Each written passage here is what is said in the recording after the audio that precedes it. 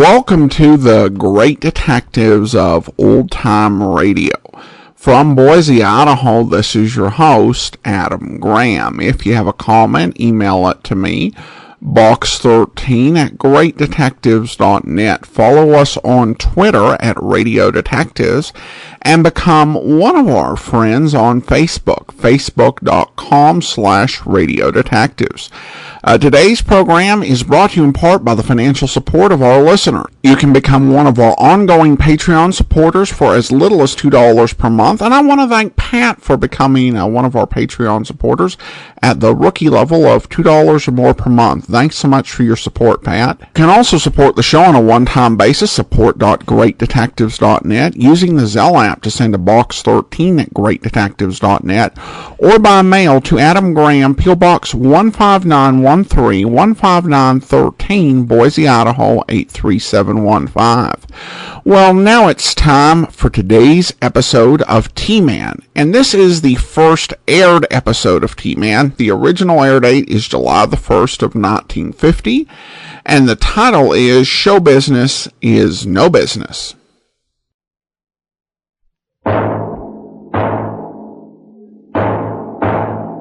T-Man, starring Dennis O'Keefe.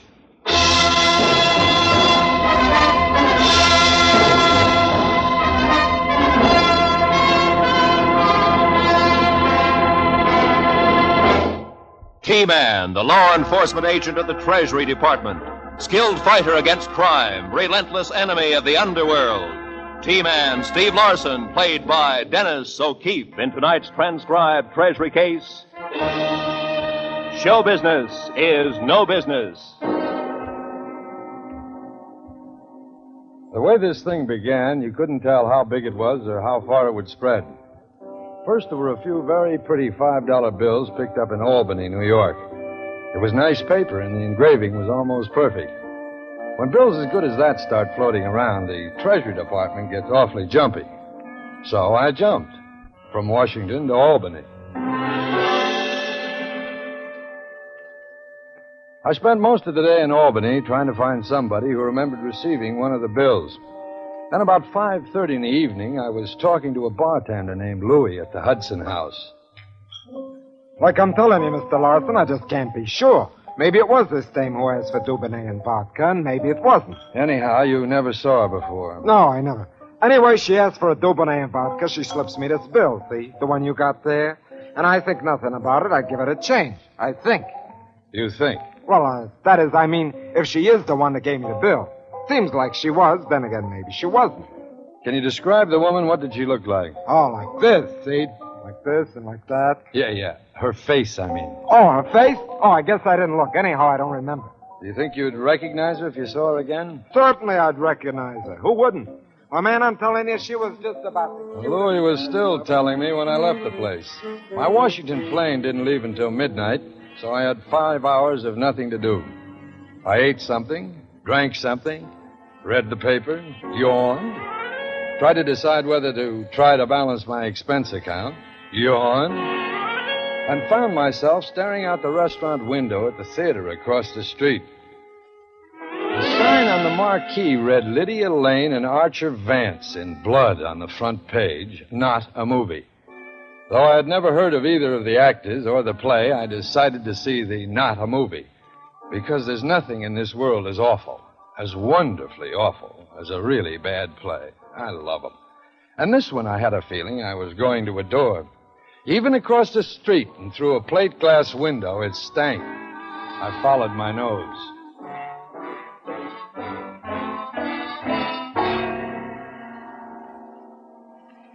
Any seat you want in the house. How about the 6th row sit around? That'll do. Thank you, sir. Say. Yeah? You know somebody in this play? No, why? Well, why? Only reason I can figure out why anybody would want to see this turkey. That bad? You want your money back now or later? How long has the turkey been laying its eggs in this basket? This is the second night. Tomorrow night, East Lynn.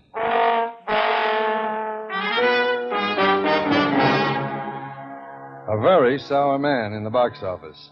I left him counting bales of unsold tickets and groped my way through the dark to a lonely pew, 6th row center. There were a few other unfortunates scattered in the gloom, obviously lost. On the stage, two remarkably curvaceous girls swished their 1880 costumes around an 1880 set that was supposed to represent a small newspaper office in the Southwest. They seemed to be having some trouble about love.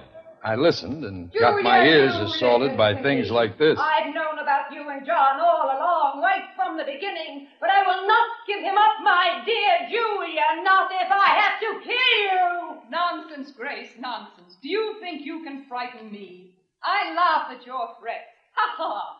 But wait, here comes John now. At this point, Johnny threw open the door and entered with a sweeping gesture. Julia. Grace. John! Have you heard the news? Pedro Gomez, the bandit, is reported on his way to this very town. But why is he coming here? I believe he intends to revenge himself upon me for certain stories I have published in my paper. Oh, John, you must flee. Me too, I thought. And flee I did, right up the aisle and into the lobby. Unfortunately, the box office was closed. A man in a camel's hair polo coat was leaning against the ticket window, cleaning his fingernails. As I passed, he looked up and spoke. Couldn't take it, huh? Only in small doses. Have you seen it? Yep. Does it get any better later? Worse. You can't help wondering who puts up the money for a thing like that. Some dope. You alone? Mm-hmm. How's if I buy a drink?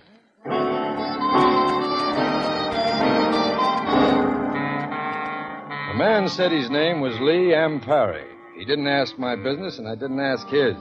On the surface, this was just a casual encounter. But when we were standing at a nearby bar with drinks in our hands, I began to wonder. You live in Albany, Larsen? Oh, no, I don't.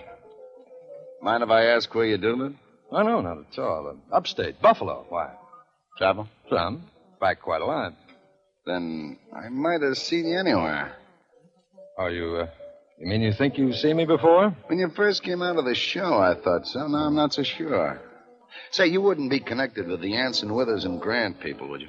No, I'm more or less on my own. You know them, though. In Buffalo, they're big. Well, let's just say I know of them. Just of them. Yeah. I gotta use the phone. Be right back. I knew I'd made a mistake the instant the words were out of my mouth. This man, Lee Ampari, the dark stranger in the polo coat, had tried to find out whether I would tell the truth about myself. But why? I finished my drink and went back to where there were a couple of phone booths. They were both empty, and Mr. Ampari was nowhere. Just to be sure, I made use of one of the booths.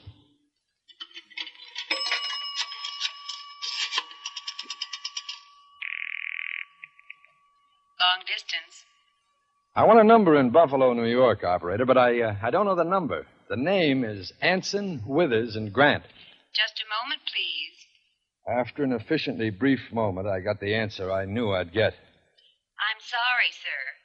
Anson, Withers, and Grant is not listed in Buffalo, New York.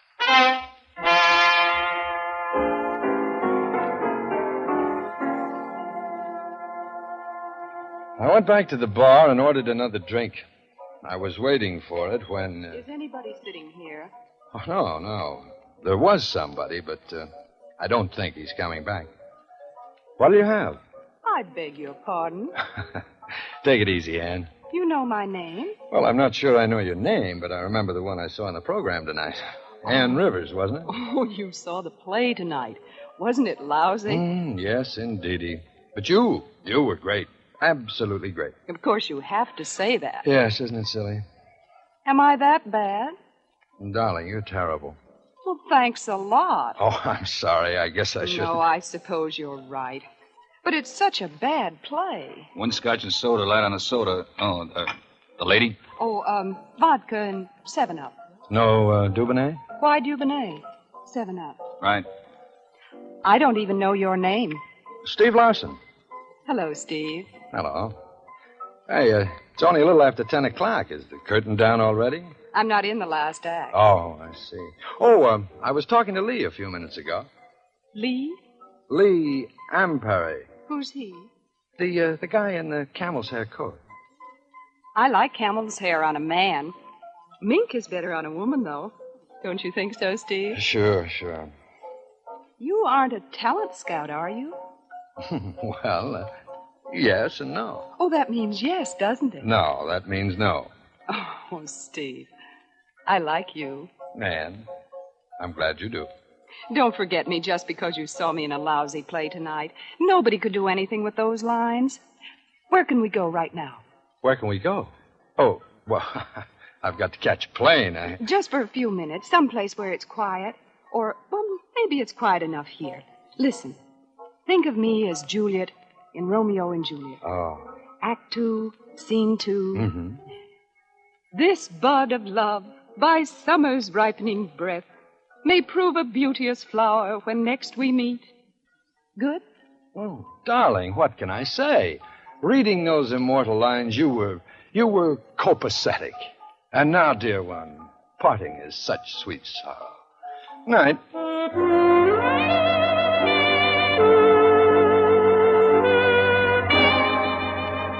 I folded my Arabs like a tent, or however it goes, and silently stole away into the night, in the general direction of the car which was to take me to the airport. At a dark corner as I approached the waiting carriage, there were sounds and alarms. Hey, Chuck. Me? Yeah, you. I lifted my nose out of the gutter and sat up. Why would anybody want to shoot me? At least, why would anybody want to shoot me in Albany? In Tokyo, yes. Mexico City, yes. Berlin and Cape Town, sure. But why Albany? I didn't have the answer to that one, so I took the plane back to Washington to report to the chief.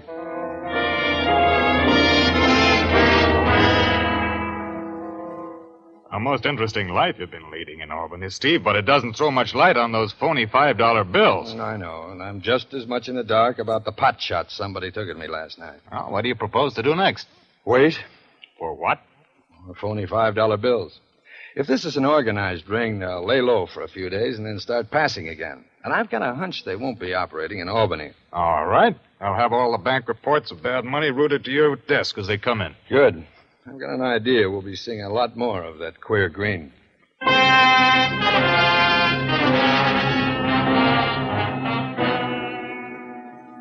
hunch was right. For nearly a week, nothing more interesting was reported than 3 bad 10s in San Francisco and a poorly made 20 in Butte, Montana. And then suddenly the plague of phony 5s began again from just one area, northern New York State. They showed up in such little towns as Pattersonville, Ephrata, Canajoharie, and Esperance. A few turned up in Duanesburg, and more than a few in Scotia. A quick look at the map showed me that Schenectady was right in the center of this area. I flew to Schenectady, and for the next 2 days, I talked to bank tellers, store clerks, and gas station attendants from miles around. I reported the results of this investigation to the Treasury Department, Washington, D.C. What the report said was nothing. Back in Schenectady, I had an evening left over. The last plane had left, and I was at what is called loose ends. The paper said that there was a play in town called Blood on the front page. I looked at my watch. It was something after 10 p.m., and I remembered that Ann Rivers wasn't in the last act, so I went around to the stage door. Well, howdy. Ann Rivers off yet? Ann Rivers? Ann Rivers. She's in this show, you know. She's in this show, you know. She is, isn't she? Is she? Ain't she? There's always 2 sides to every question. You got to admit that, don't you? I admit that. There's the Republican side and the Democrat side. Brooklyn and that other club. Always 2 sides. Would a buck help any? Would a buck help any? Yeah. Oh, she's in Kelly's Winona bar across the street, son.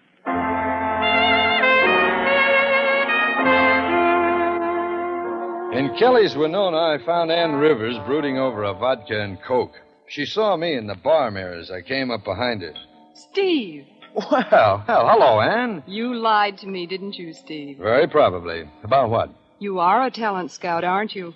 And you followed me here to offer me a contract, haven't you? Oh, now, wait a minute. But, Steve... What, gorgeous? I won't start for less than $100 a week, Steve. Oh, forget it, baby.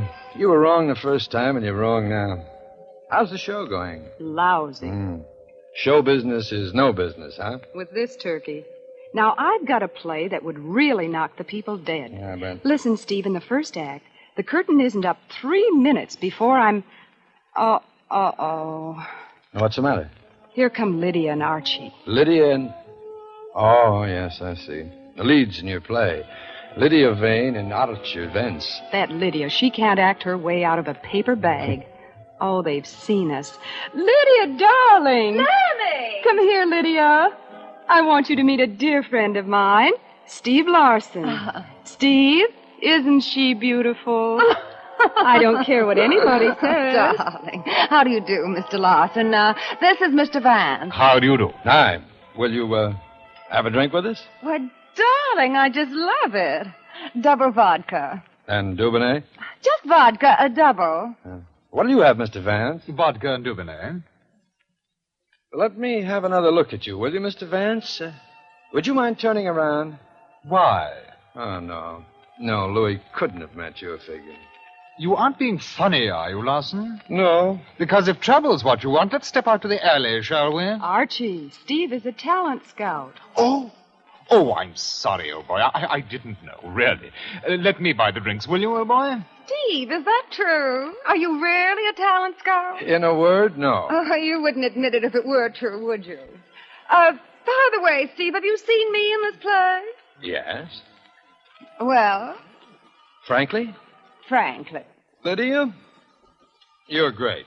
You're absolutely great. Both you and Anne are terrific. And pretty, too. Now, you wouldn't lie to me. Not unless I thought I could get away with it.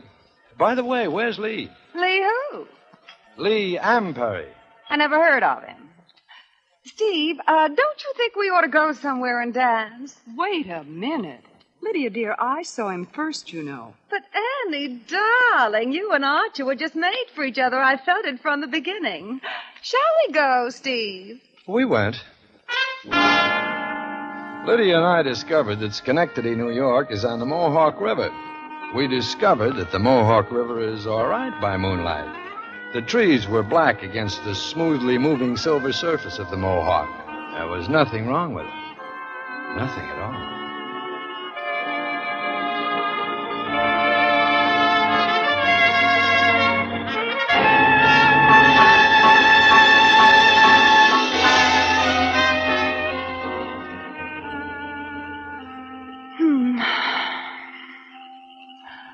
Steve. Lydia. Stevie. What do you do? Do? Well, I mean, darling, if you aren't a talent scout, what are you? Do you care? Steve, I don't say I love you. I'll bet you don't say that to all the boys. Now, I'm serious, Steve. I don't say I love you because I don't know whether I do or not yet. But, darling, I don't want you to be hurt. How would I get hurt, baby? Just like this, Mac. Maybe it was training, maybe it was instinct. But I zigged when I should have zigged, and I zagged when I should have zagged, and I landed a straight left where a straight left is supposed to land. Score. One decision for the Treasury Department. Steve, darling, you were wonderful. Yeah, sure. Who is this monkey, do you know? Oh, it's Ben. I mean, he plays the part of Ben in the play. His name is George something or other. Is he hurt?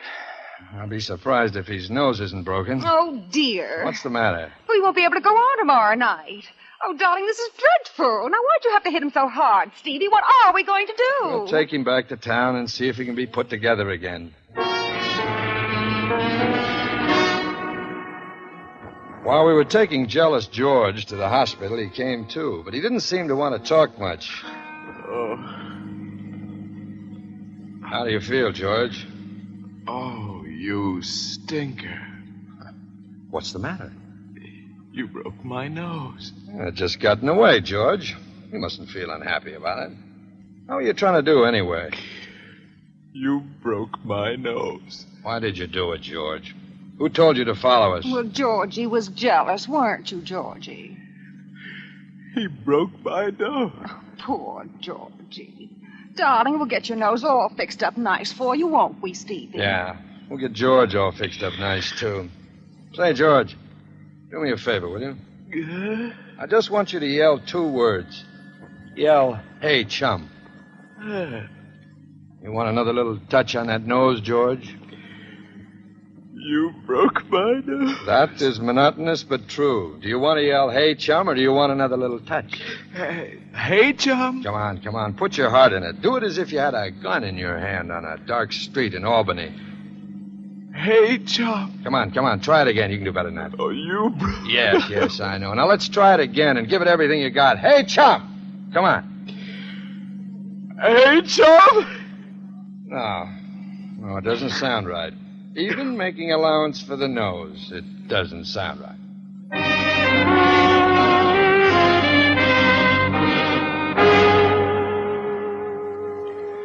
After I deposited George and his nose at the hospital and Lydia and her pear-shaped tones at her hotel, I sought the peace and quiet of a secluded phone booth, and with the aid of 3 quarters and 2 dimes, I rousted the chief out of his comfortable Washington bed.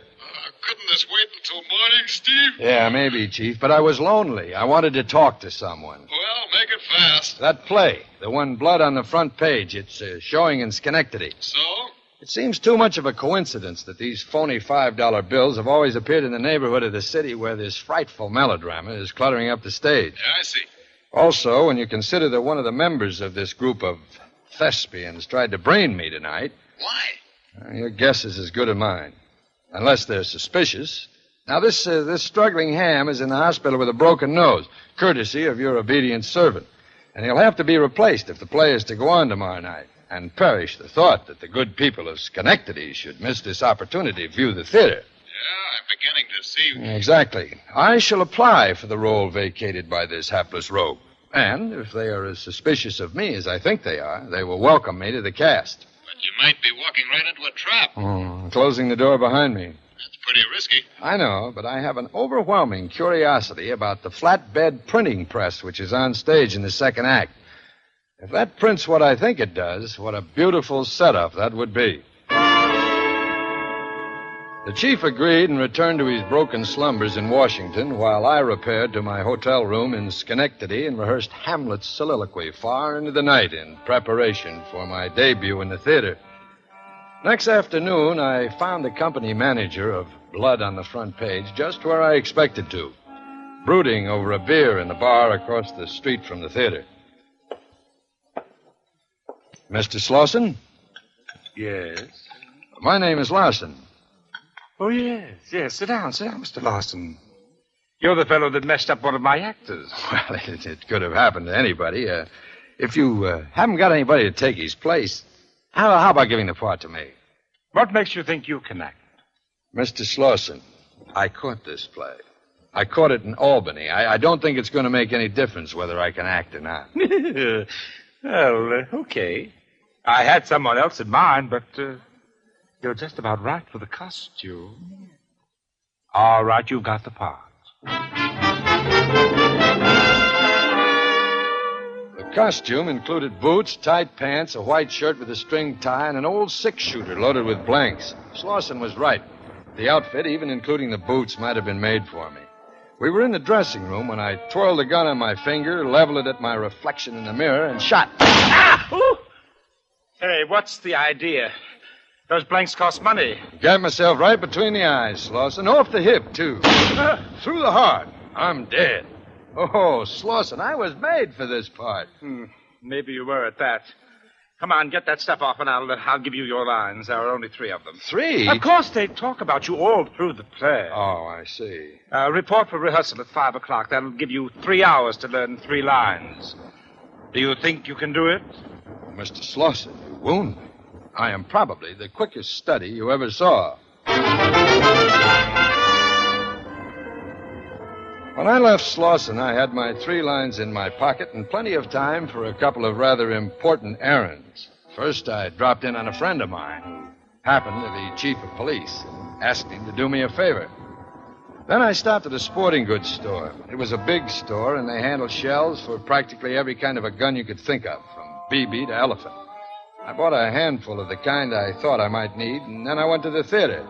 I changed into my costume, including the gun belt, and came onto the stage. They were all waiting for me.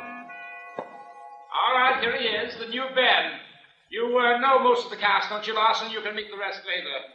All right, now, Arch, Lydia, you're peering out the window expecting to see Gomez when Larsen here comes in the door. Make your entrance, Larsen. Okay. Excellent. Now, come up to the printing press and lean against it.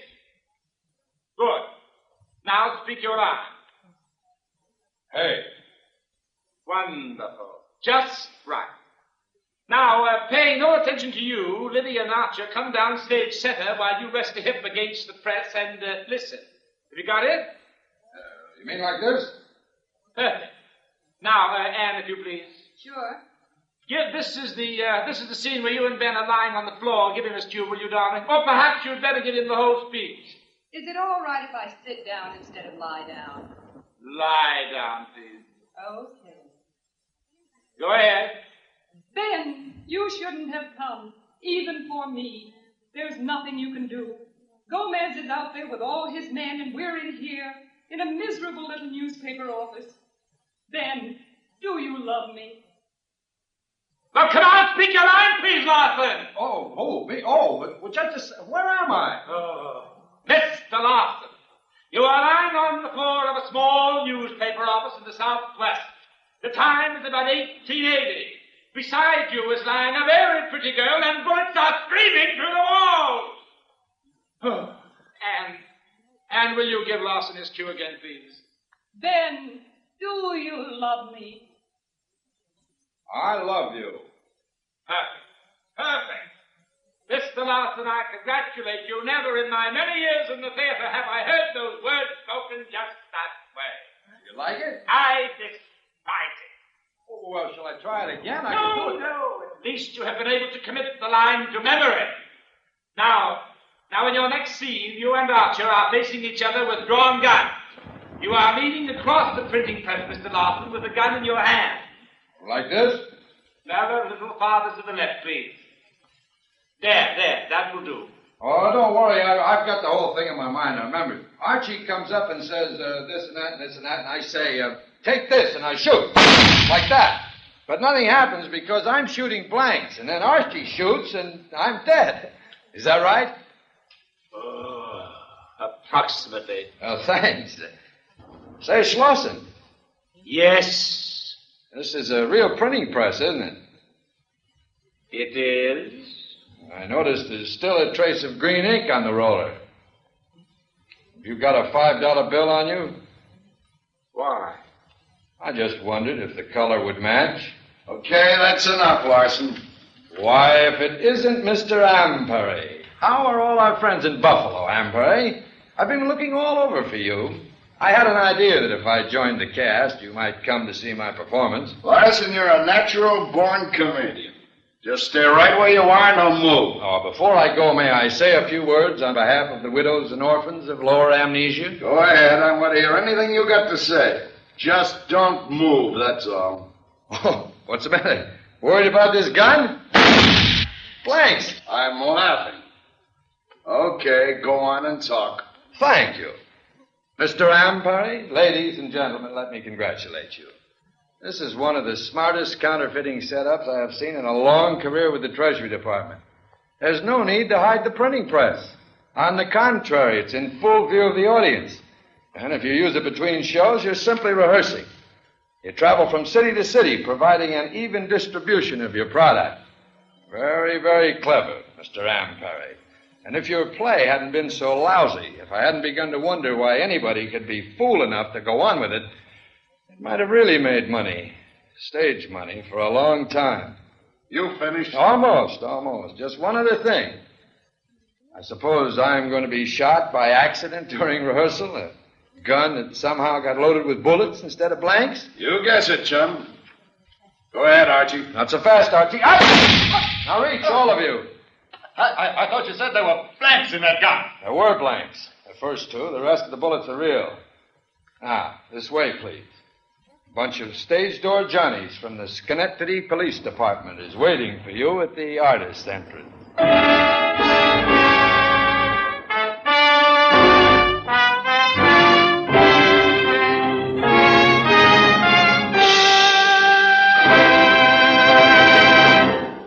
T-Man, starring Dennis O'Keefe, is transcribed, produced, and directed by William N. Robeson, and was tonight written by Mindred Lord. Heard in Mr. O'Keefe's company were Verna Gill, Francis Cheney, Wally Mayer, Paul Freese, Ted DeCorsia, Ben Wright, and Rick Vellon. Original music composed and conducted by Del Castillo.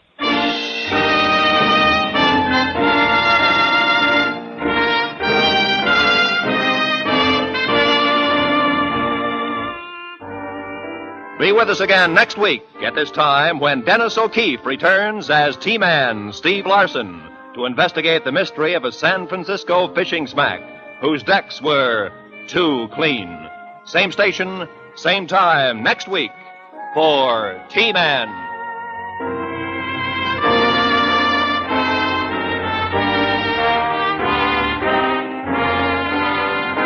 This is CBS, the Columbia Broadcasting System.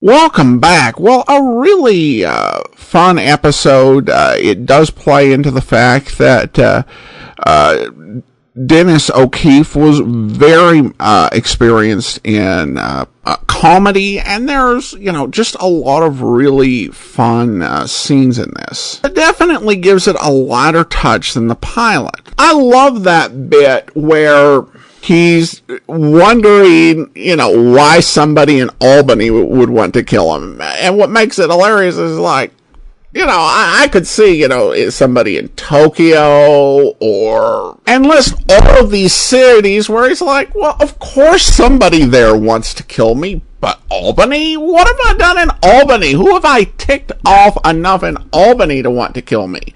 I'm not in a city where I expect to be killed. That is a very unique perspective.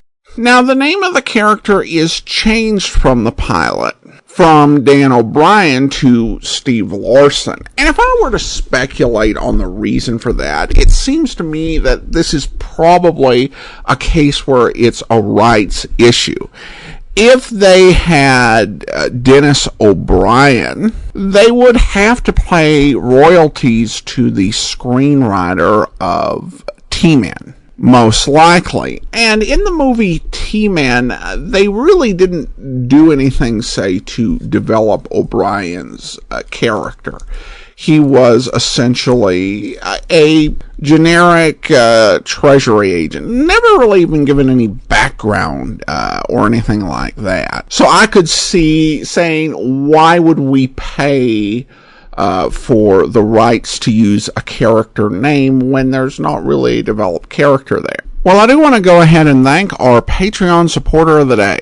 I want to thank Shauna. Shauna's been one of our Patreon supporters since June of 2019, currently supporting us at the rookie level of $2 or more per month. Thanks so much for your support, Shauna, and that will do it for today. Join us back here tomorrow with Dick Tracy on Video Theater. And we'll be back on Monday with Box 13 next Saturday, another episode of T-Man. In the meantime, send your comments to box13@greatdetectives.net. Follow us on Twitter at Radio Detectives and become one of our friends on Facebook, facebook.com/Radio Detectives. From Boise, Idaho, this is your host, Adam Graham, signing off.